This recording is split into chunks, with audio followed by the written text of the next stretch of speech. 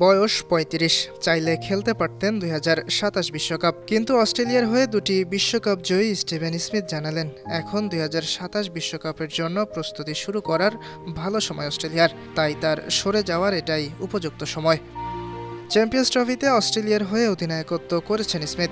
মঙ্গলবার সেমিফাইনালে ভারতের কাছে হেরে বিদায় নিশ্চিত হয়েছে অজিদের। সেই হারের পর ওয়ানডে ক্রিকেট থেকে বিদায়ের কথা জানিয়েছেন স্মিথ।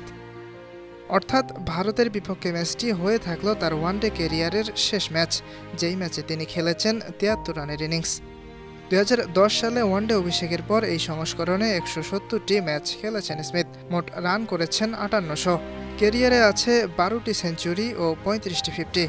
ওয়ানডে ছাড়লেও টেস্ট ও টি-২০ খেলা চালিয়ে যাবেন তিনি। ইয়াসির আরাফাত সবুজ, বানু টিভি।